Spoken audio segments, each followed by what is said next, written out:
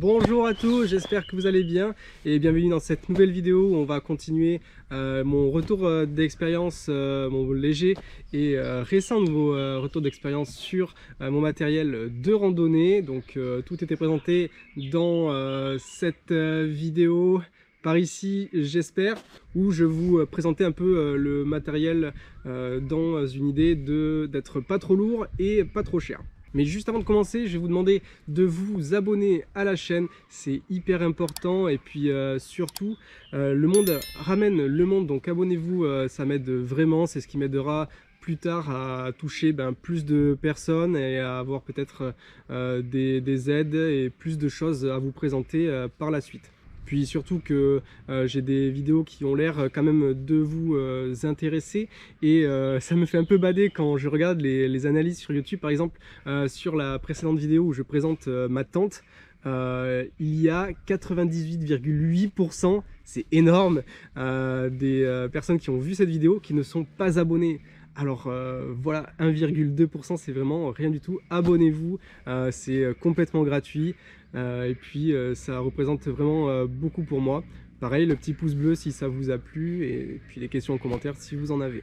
Bref, maintenant que ça c'est dit, on va pouvoir venir à la présentation du sac. Donc c'est un sac Quechua, c'est le Easy Fit en 60 litres, donc il m'avait coûté en 50 € il y a maintenant 5 ans au moins. Il était déjà en fin de carrière, donc c'est pour ça parfois vous pouvez trouver des promotions sur les produits. Il faut être un petit peu à l'affût pour choper ce genre de tarifs. Donc c'est un sac Decathlon qui est fait presque à 100% en polyester. Il est très résistant et au niveau des dimensions, on est sur mes anti-sèches 69 cm de long et 28 de large et 28 d'épaisseur une fois rempli. Et il est pesé à vide et avec la housse anti-pluie, la rain cover, à 1,6-1,7 kg. Donc c'est un sac qui n'est pas très léger, même si ça se fait des plus lourds, mais bon, on est vraiment pas loin de la marche ultra légère. 1,6 kg pour 60 litres, ça fait un ratio de, surprise, je ne l'ai pas calculé, mais ça va s'afficher quelque part sur votre écran. Alors déjà, une des premières choses que j'aime bien sur ce sac, c'est sa couleur. Alors je ne suis pas fan généralement des sacs trop colorés, je trouve souvent les couleurs pas très intéressantes, mais là, honnêtement, j'aime bien cette version en rouge. Je trouve qu'elle rend plutôt bien et puis ça rajoute de la visibilité au cas où on doit venir le chercher quelque part un peu perdu dans la montagne. C'est un sac que je trouve aussi très résistant. Ça fait maintenant 5-6 ans que je l'utilise pour des voyages et des randonnées. Donc il a vu des branchages, il a vu du sol, il a vu des soutes d'avion. Et honnêtement, il est vraiment en parfait état. Bon, alors j'ai une petite tache par-ci, par-là, mais vraiment au niveau des bretelles, des mousses, le dossier, les tissus en général, le tissu qui est vraiment le plus en contact avec le sol. Honnêtement, il y a tout qui va bien. Les coutures, il n'y en a aucune qui a sauté. Non, franchement, tout est hyper fonctionnel, il est en très bon état. Et pourtant, il m'a fait vraiment pas mal d'utilisation. Alors au niveau du volume de rangement, il y a de quoi faire. Alors il fait 60 litres. Donc voilà à quoi il ressemble une fois plein. Donc là pour les besoins de la vidéo, il est hyper léger. J'ai juste mis 2 coussins à l'intérieur, mais c'était juste pour un peu le gonfler et vous donner une idée de la forme. Et alors de quoi il se compose? Il se compose d'une grande poche de rangement centrale. Hop, magie, je l'ai vidé pour vous montrer l'intérieur. Donc on y accède par le haut en relevant la partie supérieure, le capuchon. Au-dessus on trouve un élastique de serrage pour le fermer. Et donc on y accède ensuite de cette façon. Et on a accès à l'intérieur du volume du sac à dos. On peut également y accéder par le milieu tout simplement, avec une grande fermeture éclair qui nous donne accès à l'intérieur. C'est une double fermeture, donc vous en avez une en bas et si vous avez quelque chose à récupérer, vous savez que c'est dans la partie basse du sac, et vous pouvez ou alors remonter ici pour l'attraper, ou alors carrément venir le chercher par le dessous. hop, vous avez une autre fermeture éclair ici qui vous donne accès au bas du sac. Ce bas du sac, il est possible de le scinder. Je ne sais pas si vous voyez, il y a ici une partie en tissu donc, qui est là, est ouverte. Donc ici, c'est pas super pratique. Je vais vous montrer ça à la caméra. Donc là, j'ai l'entièreté du sac qui est ouvert comme un grand tube. Et je peux venir fermer à cet endroit, comme ceci, le zip à l'intérieur. Et donc là, ça vient me découper et me scinder la poche à l'intérieur. Donc en deux parties, une partie basse ici, donc avec l'accès en bas. Vous pouvez ranger votre tente par exemple, les choses qui seront un petit peu humides. Et puis vous avez le reste de sac toujours accessible par le haut ou par le milieu. Vous avez également à l'intérieur un accès pour une poche à eau. Vous pouvez venir la faire glisser sous cet élastique là, donc on voit la séparation ici, et puis ensuite le tube ressort par cette sortie que l'on retrouve à cet endroit.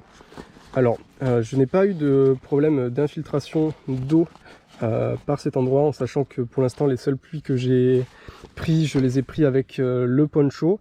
Mais si vous arrivez à bien glisser la protection et le rain cover, bah, il y a moyen que ça soit bien protégé tout de même. Par contre, un petit défaut, c'est que à cet endroit, pour la poche à eau, si vous avez une poche à eau avec un gros volume, en fait ça va trop la comprimer et du coup vous allez le ressentir dans votre dos. À ce niveau-là, vous allez sentir la déformation. Et donc c'est ce qui m'est arrivé quand j'ai les 3 litres d'eau qui sont pleins. Ça me fait vraiment... Enfin, je sens vraiment la poche à eau dans le dos et c'est quand même bien désagréable. Ok, bon, j'ai rechargé un peu le sac. Déjà, c'est plus esthétique et puis ça va être plus facile à manipuler pour moi. Donc on va continuer sur le rangement. Donc avec le capuchon. Donc on va trouver ici une petite ouverture avec une petite poche sur le dessus côté intérieur. Généralement c'est ici que vous voyez il y en a que je glisse mes papiers, donc généralement quand même dans des ziplocs. J'ai mes masques aussi, souvent donc carte bleue, un peu d'espèces, des choses comme ça pour que ça reste au sec. C'est accessible assez facilement. Et de l'autre côté, donc sur le dessus, vous avez également une poche. Je regarde si on la voit bien, par contre c'est moi qu'on ne voit plus. Hop, ça sera mieux comme ça.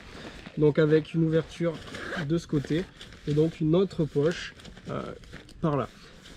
Alors ce ne sont pas des poches où vous allez pouvoir stocker énormément de choses.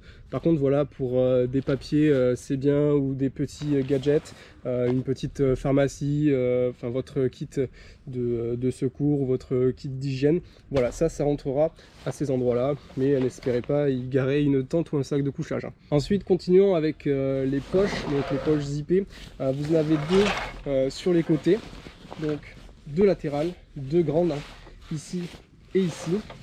Donc ici vous avez des élastiques pour pouvoir les resserrer après. Hop, ici pareil, ça peut se tendre, ça se zip, et donc là vous avez un grand accès, et là vous pouvez rajouter quand même pas mal d'affaires, et ça vient vraiment jusqu'au bas du sac. Donc la poche est vraiment très grande, ici vous pouvez desserrer pour gagner de la place, mais voilà, vous pouvez ranger pas mal d'affaires. Vous avez exactement la même de l'autre côté, c'est symétrique. Donc voilà, le zip, ça vient chercher jusqu'en bas. Donc ouais, franchement, pas mal de rangements sur ces poches ici. Un petit point négatif à cet endroit-là, ça va vraiment être le côté esthétique. Parce qu'en fait, une fois qu'elles seront bien chargées, ça va vous faire deux gros bourrelets sur les côtés. C'est un peu dégueulasse. Vous avez beau mettre les élastiques, essayer de bien tout serrer pour que ce soit plus joli, mais bon, ça changera pas grand chose. Vous aurez quand même deux grosses balls sur les côtés. C'est pas incroyable, mais bon, c'est pas incroyable, mais ça reste quand même super utile, hein, on va pas se mentir. Enfin, la dernière poche zippée de ce sac, elle se situe sur la ceinture ventrale, et il y en a qu'une, et elle se situe sur le côté droit. Donc la voilà, poche zippée. Alors ce n'est pas une poche étanche. C'est dommage étant donné que généralement c'est là qu'on va peut-être garder son téléphone ou ses papiers, des choses comme ça. Mais en tout cas voilà, elle n'est pas étanche, donc si vous avez de l'électronique, pensez à mettre du ziploc ou autre chose, sinon ça risque de prendre la flotte. Elle est assez grande sans plus, je peux tout de même y rentrer mon téléphone. Et j'ai un grand format, hein, c'est le OnePlus là, ils sont quand même assez énormes.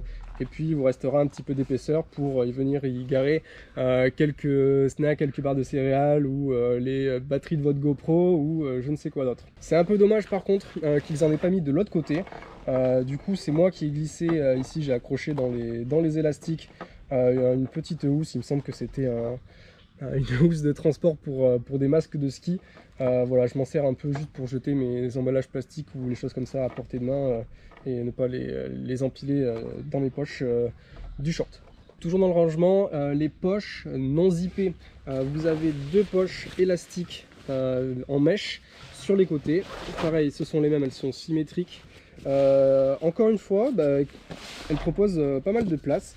Vous pouvez y mettre pas mal de volume, que ce soit des bouteilles d'eau comme vous le voyez, ou bien moi j'y mets souvent mon poncho ou les choses comme ça que je veux pouvoir attraper rapidement.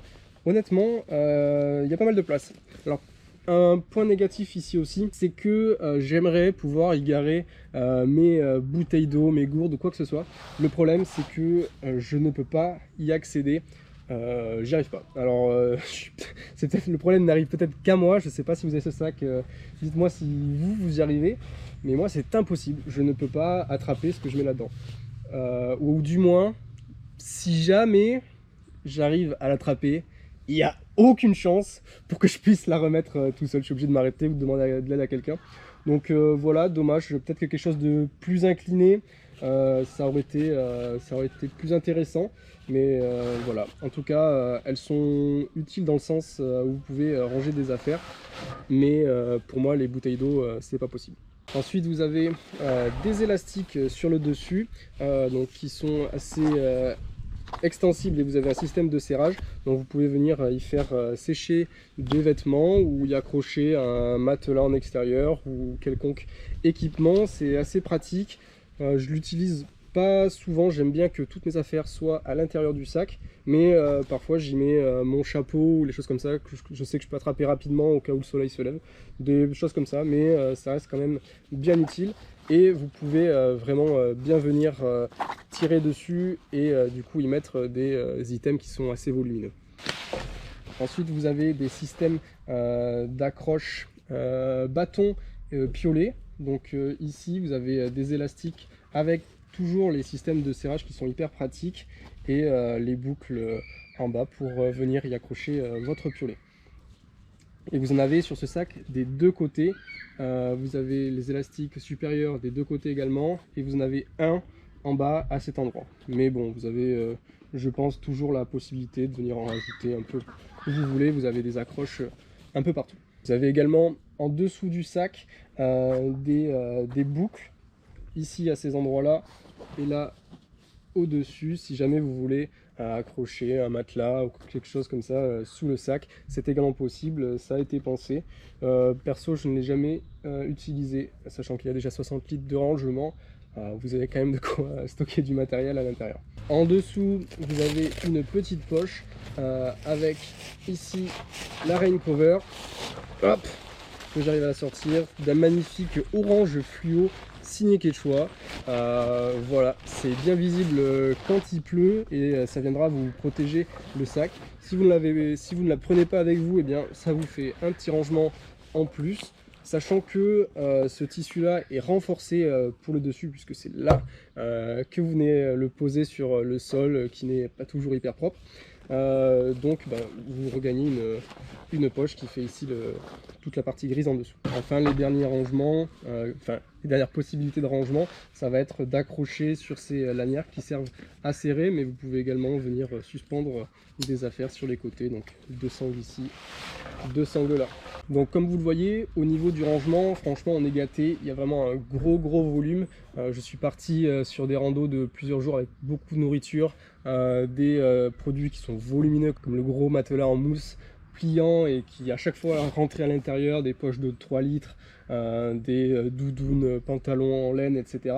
À chaque fois, tout est rentré à l'intérieur. Si j'aurais voulu rajouter des choses, ben déjà, pourquoi pas une deuxième poche sur la bretelle ici. Je trouve ça dommage qu'ils en aient fait que dans le côté. Ça sert toujours d'avoir quelque chose à portée de main. Ces poches ici en mèche sur le côté ou orientées différemment, ça aurait été mieux. En tout cas, moi, je ne peux pas les utiliser. Et peut-être sur les bretelles, alors vous avez des possibilités peut-être d'accrocher certaines affaires. Vous avez des élastiques, des petites sangles ici. Mais il n'y a pas d'accessoirisation, en tout cas chez Decathlon, il ne me semble pas qu'on vous vende même à part des petites housses, des petites poches pour mettre une gourde, pour accrocher des snacks ou quoi que ce soit. Donc voilà, pourquoi pas une idée à rajouter, mais sinon on a quand même énormément de possibilités de rangement, de compartiments, de poches différentes. Il y a quand même de quoi faire. Ensuite, au niveau de la conception, donc c'est un sac avec armature. Donc on voit ici les tiges métallisées en aluminium qui viennent faire le tour du sac et donc renforcer la rigidité et la répartition du poids sur le dossier. Ça vous aidera aussi à le stabiliser et puis ça lui permet de tenir debout. Ou presque.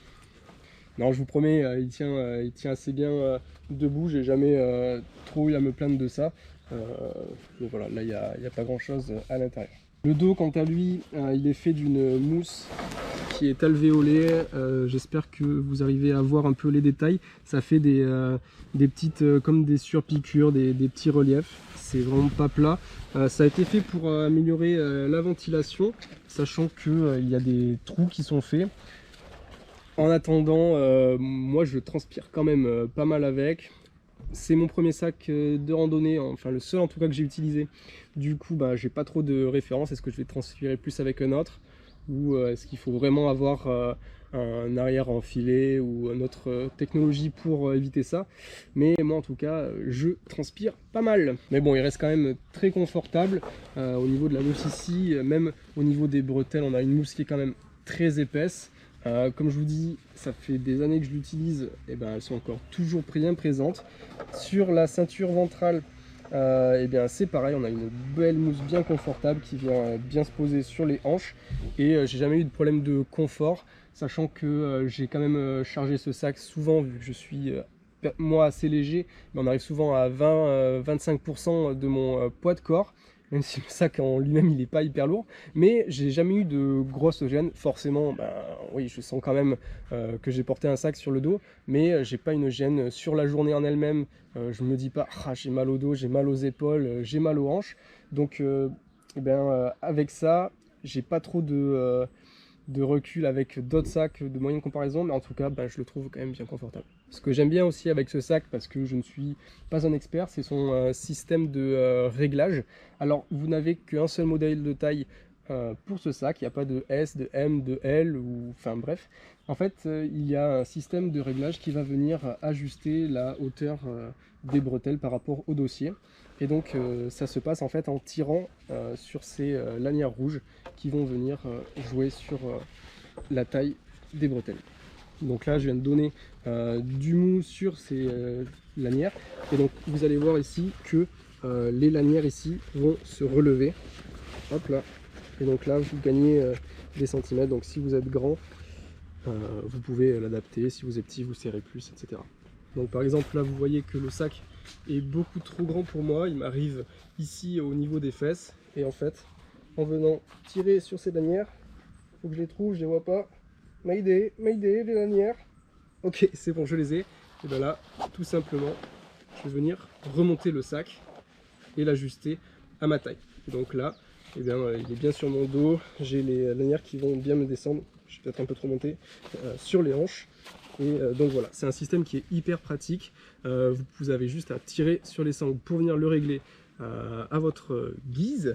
Et vous êtes parti pour une rando en plein confort. Et enfin, un dernier déréglage, vous avez des rappels de charge qui sont ici, vous avez juste à tirer sur ces lanières et hop, vous tirez pour venir ramener le poids sur l'avant du sac et vous éviter des chutes fatales en montagne et surtout des chutes bien cons souvent. Donc voilà, on a fait le tour pour ce sac à dos. Honnêtement, je l'aime beaucoup, c'est un gros volume, il est ultra résistant et j'aurais pas peur avec ce type de sac de porter des poids que je n'ai pas envie de porter, des 16, 18, 20 kg. Honnêtement, je sens que ça peut hyper bien résister, il n'y aura pas de souci là-dessus. Ça va être peut-être juste moi le souci si je dois me trimballer du 20 kg pendant des jours et des jours. Mais en tout cas, voilà, le sac, lui, il a une grosse capacité en port, une grosse résistance, des finitions qui sont bien travaillées. Voilà, il n'y a pas un souci technique, j'ai vraiment pas à me plaindre. Quelques petits détails peut-être à améliorer au niveau des rangements, des choses un peu plus pratiques. Mais je dis ça, ils ont sorti les nouvelles versions, donc peut-être que ça a été réglé depuis. Mais en tout cas, voilà, c'est un sac que j'aime beaucoup.